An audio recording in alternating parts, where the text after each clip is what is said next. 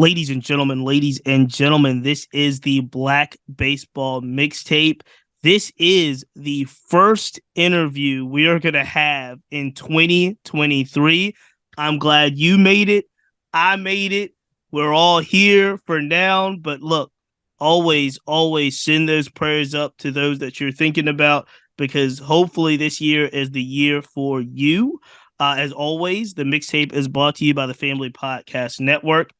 And I'm going to quickly tell you I guess it's not a story, but a quick wish, if you will, that I put out in the air at the end of last year, the beginning of this year. And some of you really did help me with it on social media. I asked to my Instagram audience, to followers of the podcast, who we wanted to see in 2023 on the Black Baseball Mixtape. I made my list. You guys sent me a bunch of your list. And I will say one of the names on my list, and he's been on my radar for a number of years, is Bruce Maxwell. Bruce is an 11-year pro in baseball. You may have been following Bruce's journey that has taken him all over the world playing baseball. He's from Huntsville, Alabama. And most people will know Bruce as a person that took a stand when no one else would take a stand. Bruce is the first player in Major League Baseball to take a knee for social justice.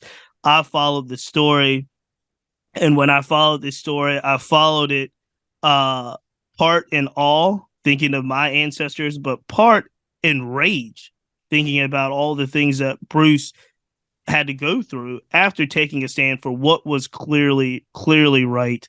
And he's continued his baseball career. He's playing now in Mexico. They're about to go into the second round of the playoffs. He's a starting catcher for the Cañeros. And I said it right. Bruce, welcome. You are a dream interview for me, and I really appreciate the time. Welcome to the Black Baseball Mixtape.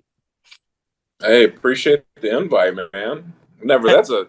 That's the strongest introduction I ever got. Right. Hey, man, it's probably too long. I probably got to cut it out and edit it. But, man, I really appreciate you, and we've been chopping it up, and so the intro will come, and then the audience will probably hear some of our conversation that we've been running the gamut, talking about Black baseball, talking about your experience. But I do want to start just asking you now. You're playing in Mexico. You're in the postseason. You've played now 2 full seasons in Mexico, and you've been kind of all over the place playing. How are you feeling? How's the game going? Are you enjoying the game of baseball, my man?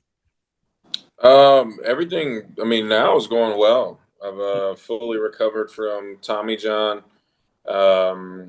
This summer was a little bit rough, coming back early to play, but I'm fully recovered. Outside of just being a little bit tired, just because this is my first year playing all year long. Mm-hmm. I feel great, man. Baseball's going well. I've gotten the opportunity down here to lead this team as a first year player for them, catching wise, and so it's going well. Been grinding all year, learning about myself. Probably had the driest spell of offensively this winter in my whole career. I've learned a lot about myself in good and bad ways. But everything's going well, man. We travel, we play.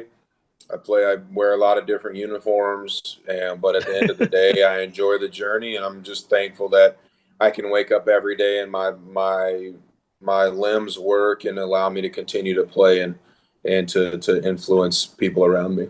I was going to ask you about the knees, because we're talking about pro ball, but you've been catching your whole career, right? Your whole life. Basically. Yeah, 11 years, man. My knees are actually pretty solid. Pretty good. Solid. I don't have any knee issues, man. Thank God. That's awesome. That's awesome. I have good hips, and I take care of myself on a daily basis. So it's not. It definitely could be worse. For those of us who don't know, we've seen kind of some of the winter ball spectacle. If it is, you're wearing a World Baseball Classic hoodie. We've seen we'll get into that in a little bit as well. But what are the major differences in regards to atmosphere and fandom when it comes to baseball in Mexico versus baseball in the States? People. My wife's laughing. But people down here, man, they take it more serious and they engage with it more. I don't think I've actually in a few moments in the big leagues.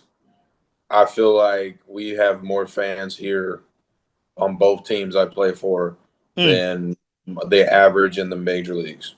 that's I, I crazy. truly, I truly do. They're more passionate about it. They're more engaged with it. They're more attentive at the game. They're more aware at the game. It's just different, man. It's like I mean, don't get me wrong. We're the imports. Like each team has a limit of imports, so Okay. non-Mexican players. But at the same time, and my wife can attest to this, like I can't go anywhere down here without somebody knowing who I am.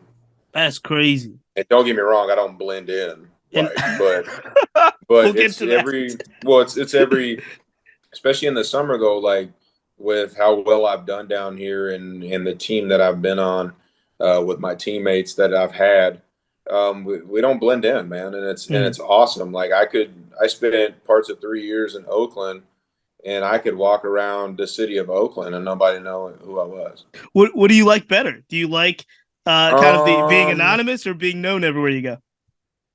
I think it just depends on what I'm doing. Like if Good I'm answer. going to, Good answer. well, I mean, if I'm going to dinner with my wife, I'd sometimes rather be invisible, Right. but at the same time, like it's good because majority of the people that come at me are like kids Sure. and like this, that, and the other, and it's like I do community work out here, usually every summer. I work with kids in my home city, and I coach them. I show up on the weekends and I coach, and so it feels awesome to be able to give back to a community that's given me the chance to be someone and be myself. Really, I never truly got that opportunity in the States to kind of come into my own and call a city that I played in home. Because the turnover's so quick, Mhm. and so. But yeah, dude, down here it's just I feel like they treat us with more respect and they value us a little more. But also at the same time, I've never had a time where I had to go to the field and be someone else. Is Um, baseball the number one sport in Mexico, or is there other sports that are? it's probably It's probably soccer. football. Is yeah, international football, Probably soccer. but it's up there. It's up there. But it's huge. I mean, yeah, it's huge down here because you have summer league and winter, Right. like, and And they're play in year different round. Yeah. cities. Yeah, different cities. So, I mean, it's just a big thing down here, man. The attention we get is monumental, but at the same time, we also get the same amount of support. They get imports, and normally are your everyday players because they tend to pay us more, and so Mhm. they require us to play more. But the respect and the fandom down here it's huge, bro. Like it's crazy. Like we had the first game of playoffs just the other day. I'm in a small town in Sinaloa, and our home place, and we had 12,000 fans in our first game of the playoffs. That's crazy. That's crazy. Yeah, like 12,000. Like I can't tell you the last time. Hell, when I was in Oakland for parts of those 3 years, I think the most fans we got in those parts of 3 years was when we played the Red Sox, and a lot of people were Red Sox fans. Sure. And when we played the Cubs in 16 when they won the World Series, And it like wasn't. over It half of wasn't over 12,000. over half of the stadium was blue Right. Right. No, in Oakland. I know. Trust me. So so Look. I'm an Orioles fan. I went through some dark years. The last couple of oh, years dude, even with hey, the even with them, like in when the Red Sox and the Yankees come to town. was it I've gone through some 16? dark years. Well, even in like 16, man, we played the Orioles because I remember because that was one of the last times I played Adam, and I remember we played them on a weekend series, dude, and they beat us 2 out of 3, I think. And in the ninth, we were losing, and their side of the stadium in Oakland was standing up doing Yeah, the ninth inning it's O insane. chant It's insane. It's insane. in Oakland. No, I feel you. I So yeah, understand. down here, dude. Yeah, down here, man, it's different. They're more passionate about it now. They do have a little more aggression because most of the time after the Right, game, everybody's hammered. right, Like, right. You got but more safety issues. yeah, a little bit. Like for Yeah. us, like you have to kind of be aware. I'm way more aware when my wife's with me than Hmm. anything, because I don't truly like being grabbed and pulled Sure. on for photos and stuff. But when you have your significant other and your kids around and you got people bumping into them or trying to grab onto them, and that's when anybody would take that Yeah, personally. absolutely. And, Absolutely. It doesn't and no matter where you're so at. Yeah, yeah. yeah, so you have to be a little aware down here. But at the end of the day, man, any given game you go to down in this league or the summer league, so it's a lot more passionate and involved than the big league games for sure. Let me ask you this because I wanna make sure we have enough time. We talked a lot and we'll kind of make sure that the interview goes in order. But I wanna ask you not necessarily about how you're feeling because we know how you're feeling today and you're playing and you're happy and you got your support system around you. I do want to ask throughout kind of historical history, it always seems like a person will have to be the guy that kind of steps over the hill first, makes the stand, and then has to wait for society to kind of catch up, right? Hmm.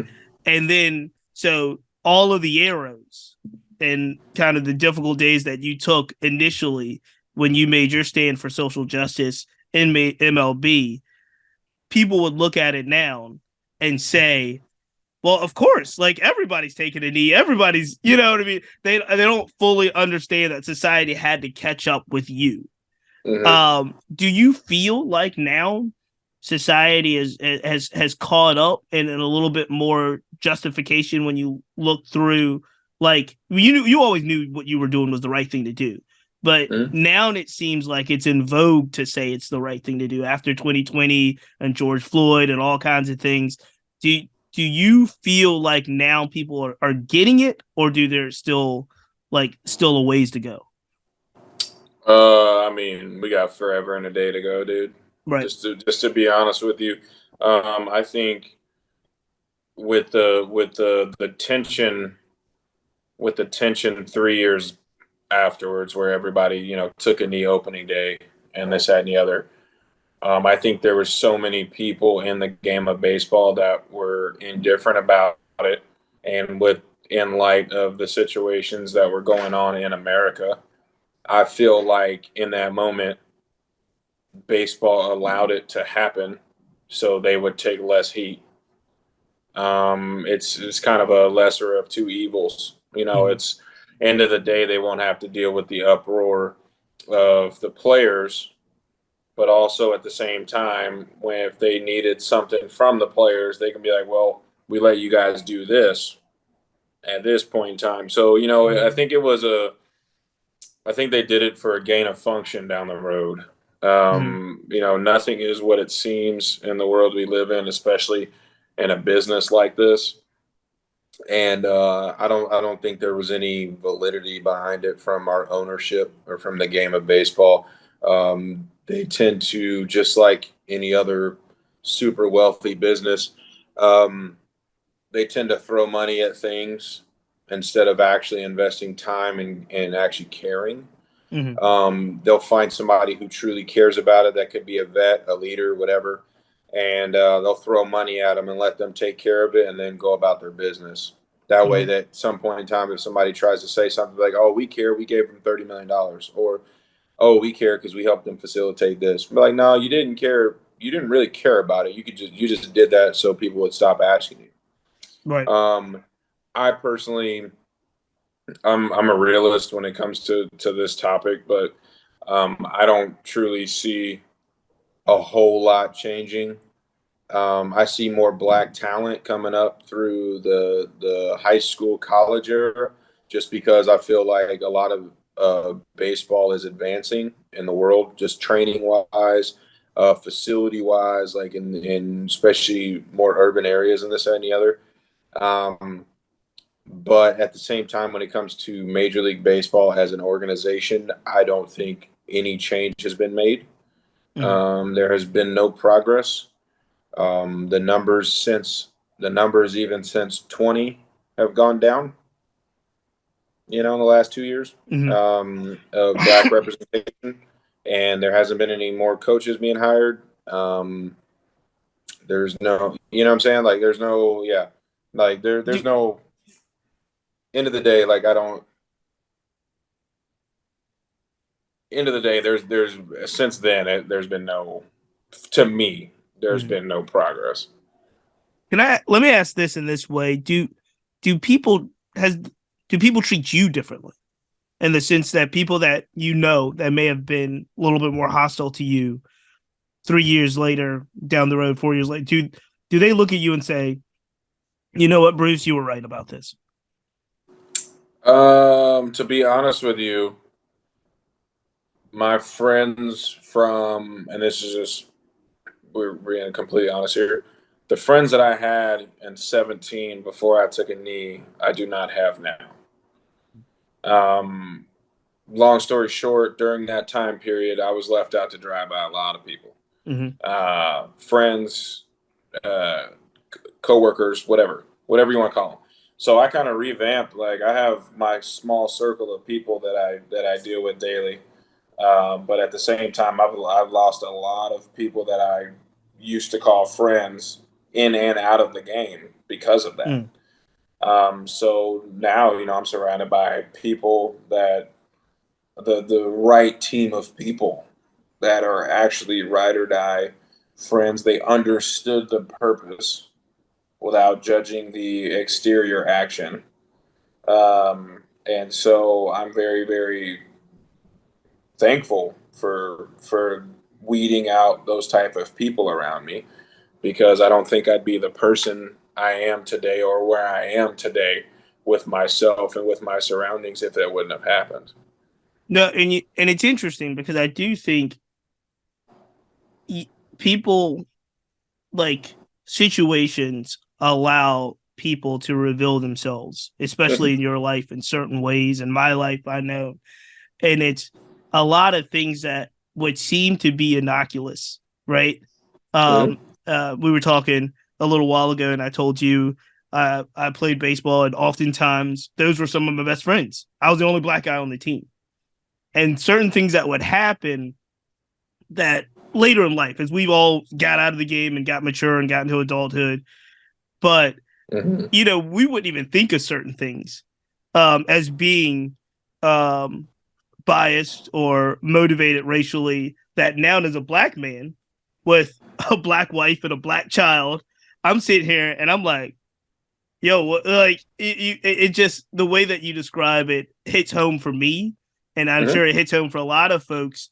That's like, are those people like were they almost friends out of convenience, or were they friends out of proximity? You know what I mean? But Yeah. clearly, our value systems have changed as we've matured and got older and gotten a better knowledge of self, as I would say. And Well, okay.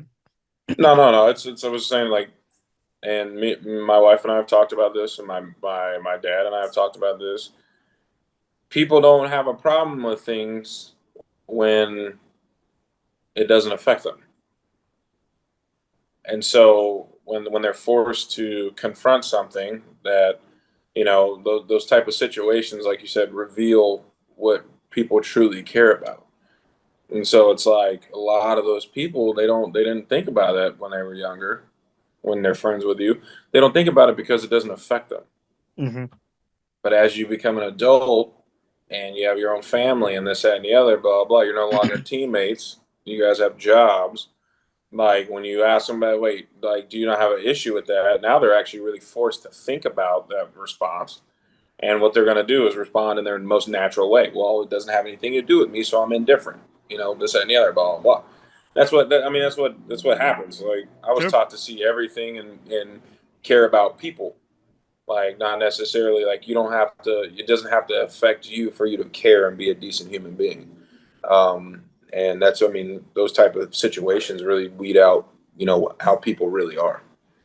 You're a bit of a baseball historian, and you've I know that you've gone through your own personal journey, learning more about history and what other people have gone through in comparison. Do you kind of put in perspective, or is it kind of something that you don't think about? But have you put in perspective kind of that the actions that you took and everything that happens after that will be talked about in a historical context? Like, does that kind of freak you out that it's like, this is some real history type stuff in real Um, time? I haven't really thought about it, just because I think it's because I still have my cleats on. Mm-hmm. But I'm also, I mean, at the end of the day, I'm also pretty quite removed Mm-hmm. from the baseball in America. So I don't even spend a lot of time at home in general, because I'm always out of the country playing, and Mm-hmm. so it's kind of removed that reality of my life, um, for the moment. And well, I mean, it really is though. I'm down here Sure. in Mexico, being embraced by a different culture and being etched into their history books for my continued performance and Mm-hmm. the difference that I make down here. And so, I personally don't think about it in that aspect, because it's not a topic that brings me joy, because of the results. Mm-hmm. I personally thought the result would be different. I didn't think it would lead for me having to go play baseball in another country to pay Mm-hmm. my bills. Sure. Um, but at the same time, I would do it over again, because of what I did it for and who I did it for, Mm-hmm. um, at the end of the day. And so, I don't think about it in that context, and I really don't, because I don't feel like at this moment in time anybody else thinks about it in that manner. Mm-hmm. I feel like everybody looks at me for the most part and thinks I'm a problematic player Mm-hmm. and I'm a controversial player, which, I mean, if I'm gonna be that because you choose not to view what I did and why as more important than what everybody else is saying on the surface, then I mean, I'm not gonna waste my time trying to correct you Right. or convince you otherwise. I'm just going to continue playing my game and doing what I do. So, yeah, I don't think about it that way. It is cool to, like, my dad says that stuff sometimes. I'm sure. Well, because look, I'm sure there's a balance of like, because you, again, like you said, you still have your cleats on. You're about to play a playoff series. You're in it every day, playing yeah, playing top level baseball. And so I there's a part of it that's like, oh, this is cool, and I'm sure there's a part of it that would be like, if you thought about it too long, it might freak you out, right? Like it might just be like weird. yeah. Well, but it's also like, it's like nothing. And this is from my personal perspective, but I don't think anything has changed Right. from that action. So Jackie Robinson crosses the barrier, and look what happens. Now we have Latin, Black, Asian, all type of people playing the game of baseball and Mm-hmm. being able to make that journey to the major leagues. So positivity and change came after the fact. Mm-hmm. Until things change, I don't think I'll truly feel like, in the way that you're Sure. speaking of, I'm not going to feel like that is something of quote unquote positive history, because the change that is wanted and needed to follow is not present. You know what I'm saying? No, I 100% know what you're saying. I'm gonna push back on you a little bit But with that, but I also think you and I both will agree that time will tell. History is written years later by you know correct. what I mean, by the people that are writing the history books, and so you know, even when we're talking about Jackie Robinson and those types of actions and players, and those are lines. They're you know the Fleetwoods and people that played before the 6-year ban. So it's like, there's it depends on where people's knowledge base are and when they start.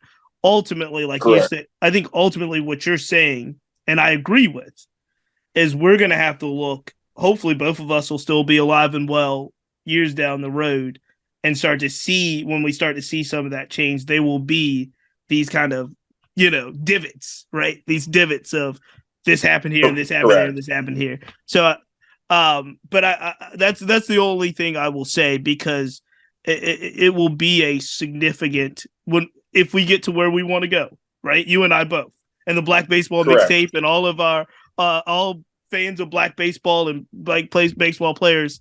If we get to where we want to go, it will be a mark that we said this is here, and I think that's pretty cool. Let me ask you this before we get you out of here. You've been very generous with your time, and you've been awesome, Bruce. Awesome to talk to you. It's been a lot of fun. You've mentioned a couple of things that I just want to reinforce, that we have to see for this to work the way that we want to in the future. We have to see players that look like us, and those players do have to give back. You've mentioned a couple of times just players that you've known, players you've worked with in certain series, the community service you're doing in Mexico. How, like, your give back, how did it start for you? How did you really hammer in kind of in your values that giving back to the game is something that you wanted to do? Well, ever since college, I've just loved kids.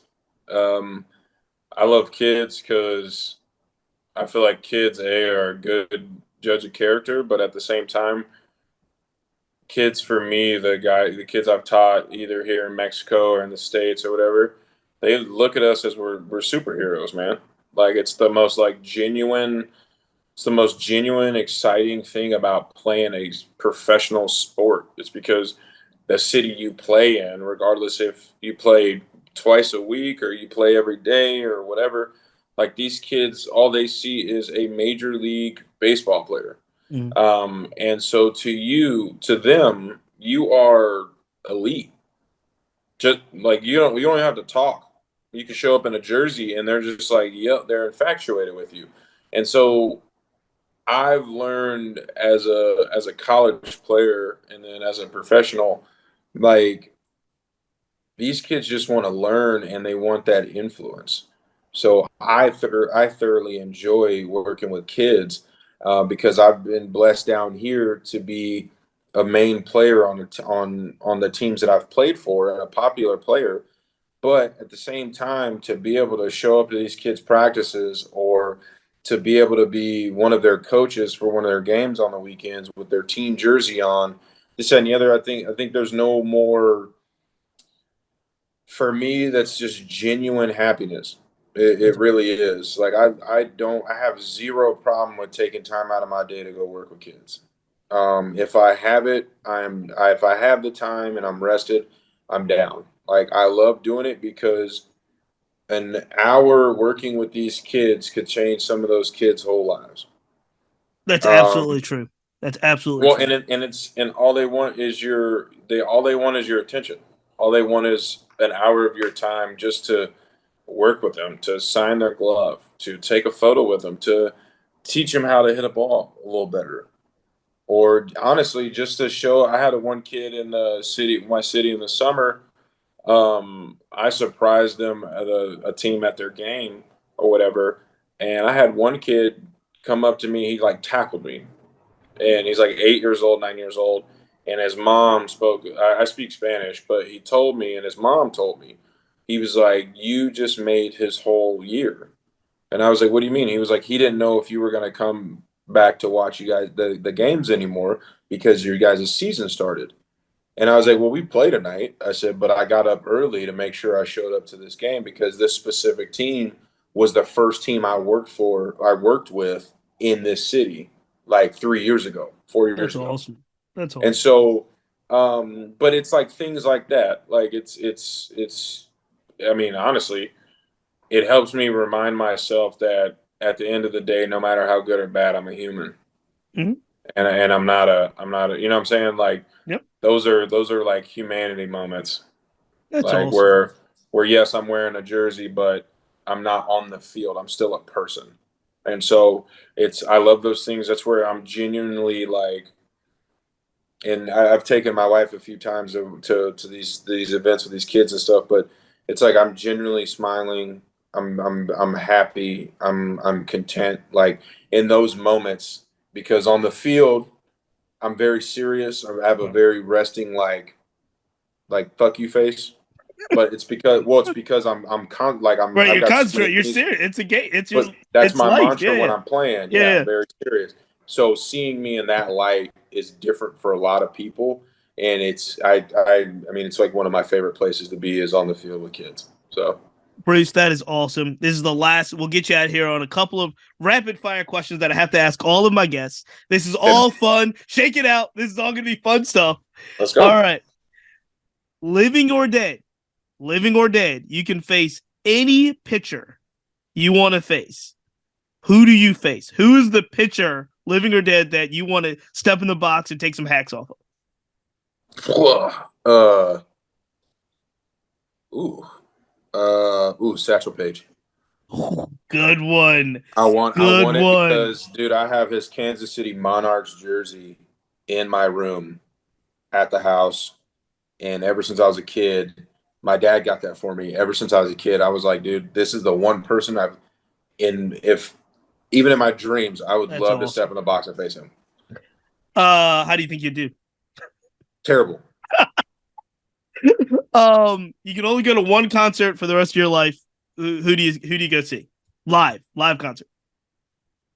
Oh, easy. MJ, Michael Jackson, Really? easy. How did that happen? His Michael Jackson, his Wow. his last concert before he passed with his brothers with the reunion of Jackson Five, Wow. Chris Tucker, all those dudes. That is the specific concert I would want to go to. I'm actually I'm surprised by that one. I'm That surprised by dude, that one. that dude is the by far the best and like entertainer. And I grew up cleaning the kitchen Saturday morning, listening to MJ and all that stuff because of my dad. It's that dude's by far my favorite. I don't care what people say. His concerts are second to none. Book or movie? What's the best one you've like read or watched over the last year? Mm.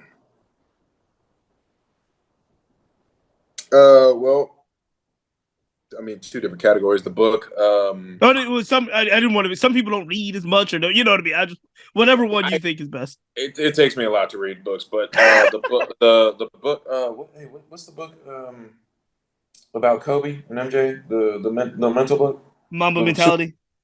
no the super popular one no the one talking about The Last uh, Dance, the series.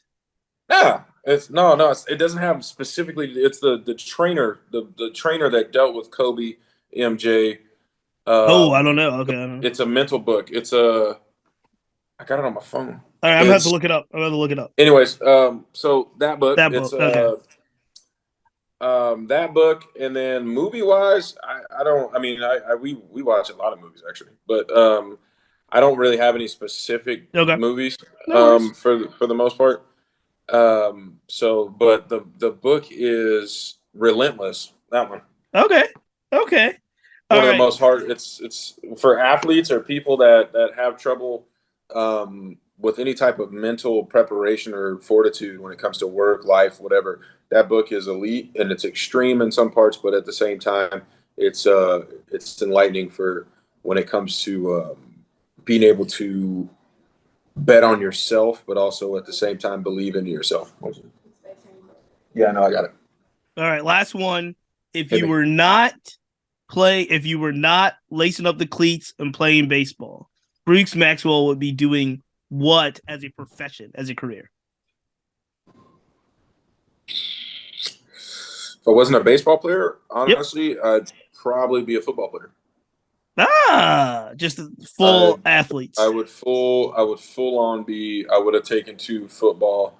If baseball was never a thing, I would have definitely taken to football, just from a size standpoint and all in all, just I didn't like basketball too much. I left that one to my sister. Uh, my feet are too big to play soccer. And but I'm a big guy, and I personally I love football. I just never played it because I was so tied into baseball. I noticed the World Baseball Classic Deutschland sweatshirt. You're playing for Team Germany? No, I did. You did We okay. lost. We lost in the qualifier. How was that This past. experience? It's my second time doing it. Okay. So, but this time was pretty awesome because it was actually in Germany. It was in Regensburg, Germany. Hmm. And that was the first time I had been back to Germany since I was born there, since I was a baby. And so it was pretty awesome over there. I have a good following over there too. Nice. But it's pretty cool to play for a country, pretty much. Hmm. I mean, I hate to say it, but I'm like, I know I'll never play for the U.S. Yeah, yeah, yeah. We have the way they just do it. Like they play with current big leaguers, and Yep. clearly I'm not a current big leaguer. Um, but our catching what you call is pretty stacked. So it's not. It's very unlikely for me to play for U.S. But playing for Germany is awesome, man. They treat me well. The fan base is pretty dope. Baseball's not like a super huge thing over in Germany, Okay. um, but it's always super fun and it's competitive. So I love it, dude. All right. Ultimately, last thing, the absolute last thing, Hit me. just because you mentioned your wife and your support system a couple times, what you were saying is there in Mhm. Mexico. Just talk to me about brag on your wife a little bit and talk to me what it's like, what it feels like to have like just a strong support system whenever you're doing anything. Obviously, playing pro ball in another country or playing overseas. I know it feels like home now, but it's very obvious that you and your wife have a strong bond. You mentioned her a couple times. So brag about your wife and tell us how important it is to have a support system while you're doing what you're doing. It's everything, honestly.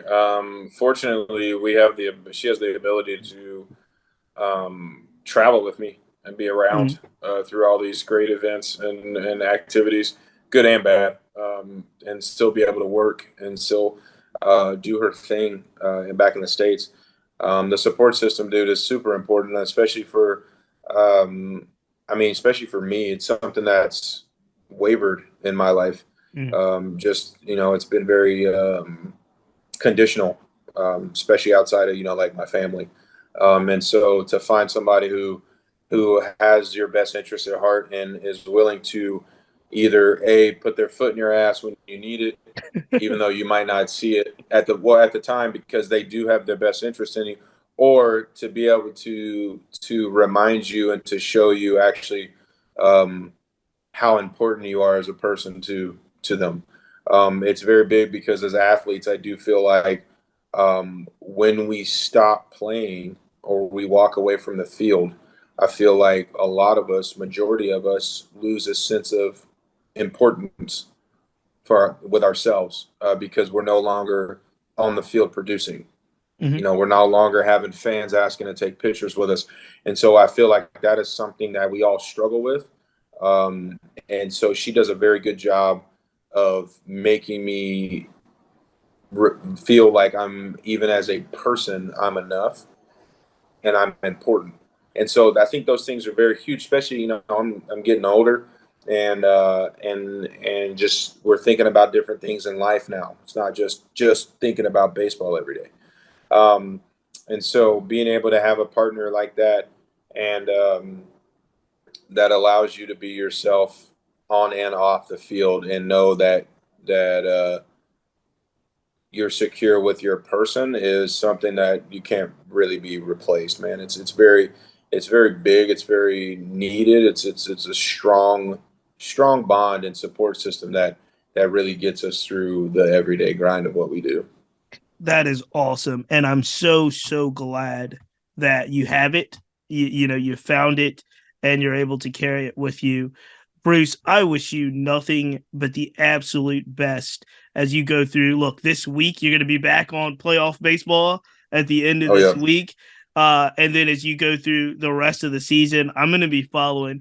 I looked at your Twitter. You freaked me out when I didn't know how bilingual you were, but you were doing full interviews in Spanish. And I was like, this brother is making it happen. out here. Dude, I've been So, learning, man. I've been man, learning. Like I I love the language. So I wish you the absolute best. I can't thank you enough for coming on the Black Baseball Mixtape. We will be following as you go through the rest of the playoffs and obviously the rest of your baseball journey. I can't thank you enough. You've been on my dream list. You're going to be the first interview of 2023.